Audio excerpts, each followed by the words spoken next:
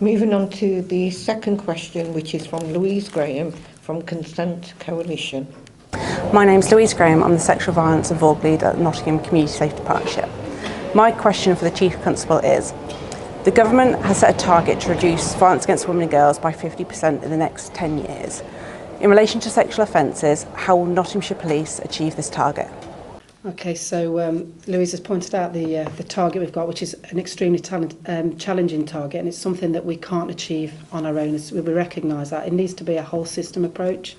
So we need to make sure we work with other organisations. And I know, as you've just heard the presentation from Chief Inspector Vinley spoke about some of the work we do with other agencies.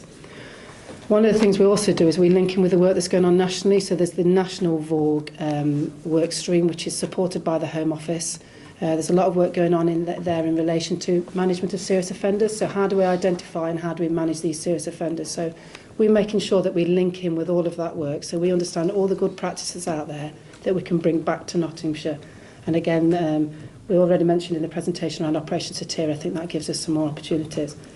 But not only are we looking at what's happening nationally, we're then also looking about what can we do locally. So what can we do with other organisations within Nottinghamshire to make sure that we give the best possible service we can. So that is around support for victims, quality of investigations, and then also management of those offenders. So there's lots and lots of work going on within Nottinghamshire to make sure that we can try and achieve that target. And it's a careful balance, isn't it? Because if the government is setting a target to halve instances of violence against women and girls, but we're encouraging reporting, and the confidence from the last question got to the heart of that. It's a difficult balance.